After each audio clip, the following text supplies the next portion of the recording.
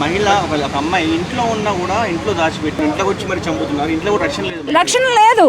చిన్న చిన్న పిల్లలకైతే ఇప్పుడు మీరు చెప్పిన లెక్క ప్రకారంలో రక్షణ లేదు.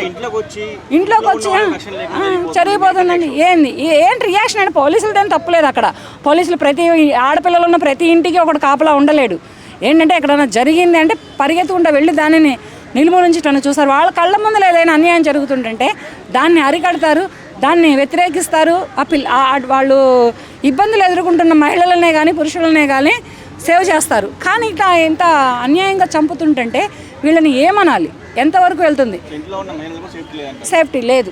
ఎక్కడా లేదు. మనిషికి సేఫ్టీ అనేది ఒక మహిళే కావచ్చు, పురుషుడే కావచ్చు, ఎవరైనా కావచ్చు. ఇక్కడ ప్రాణానికి గ్యారంటీ లేదు. ఏమో ఎటువంటి మెసేజ్ ఇస్తున్నారో మరి సమాజానికి నాకు కూడా అర్థం కావట్లేదు. ఎందుకు ఆ అమ్మాయిని చంపిన విషయంలో ఆడవాళ్ళ పాత్ర ఏముంది? తల్లి ఎందుకు చంపింది? ఇక్కడ అవును, ఈమె ఆర్థిక ఇబ్బందులు పడలేక పిల్లల్ని పెంచలేక చంపేసింది. కానీ ఇక్కడ ఈ అమ్మాయిని ఎందుకు చంపారు? పొడిచి అన్ని పోట్లు పొడుస్తాడా వాడు? అంత కక్ష ఏంటి ఆ అమ్మాయి మీద? అంత పాపం ఏం చేసింది? ఆ తల్లిదండ్రులు కడుపుని పుడతాం ఆ అమ్మాయి చేసిన పాపం. అంత కక్ష అంత పగను పెట్టుకొని ఆ అమ్మాయిని చంపేసేసారంటే వీళ్ళకి ఏం చెప్పాలి? ఇంకా కారణం ఏంటి? ఒక కారణం తెలుసా? ఒక ఆచూకీ తెలుసా? తీసుకుపోయారు, ఆడబడేశారు జైల్లో. ఈ పాప విషయంలో అయితే మాత్రం చంపినోడు ఎవరో నిర్ధారణ వస్తే, చంపినోడు ఎవడో తెలిస్తే వాడి కాలు చేయి తీసి పక్కన పడే. అదే నాకు కూడా అర్థం కావట్లేదు. ఆ విషయమే నాకు కూడా అర్థం కావట్లేదు. మరి ఆ పైన ఉన్న వాళ్ళు చంపారన్నారు, కింద ఉన్న వాళ్ళు చంపారన్నారు. అసలు చంపినోడు జైల్లో సరెండర్ అయ్యాడు, దొరికాడు.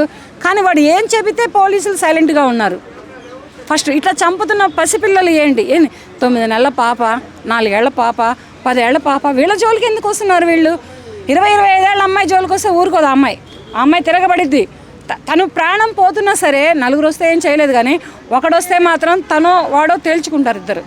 ఒక 20-25 ఏళ్ళ అమ్మాయికి వస్తే కనుక ఇటువంటి వాళ్ళని చంపే వాళ్ళని ఏంటంటే కాలు చెయ్యి తీసి రోడ్డు మీద వేయాలి. ఎప్పటి నుంచో నేను ఒకటే మాట చెబుతున్నా, నిర్దాక్షిణ్యంగా ఒక నిండు ప్రాణం తీయడానికి పలానా వాళ్ళు కారకులయ్యారు అని తెలిసిన మరుక్షణమే మ్యాప్ వద్దు, జైళ్ళలో షెల్టర్ వద్దు, వాళ్ళకి హెల్త్ ఇష్యూస్ వస్తే హాస్పిటల్ చుట్టూ తిప్పించొద్దు, ఏం చేయొద్దు. చక్కగా కాలు చెయ్యి తీసేసేసి రోడ్డు మీద అట్లా వదిలేయండి. వాళ్ళు బ్రతుకుతారు. ఎందుకంటే ఈ నిర్దాక్షిణ్యంగా చంపుతున్నప్పుడు ఉన్నటువంటి ఆనందం వాడు జీవితాంతం ఎవ్రీ సెకండ్ అనుభవించాలి. ఇలా ఎందుకంటారు మేడం మన మైండ్ సెట్లు అనేవి అలా తయారు చేయడం?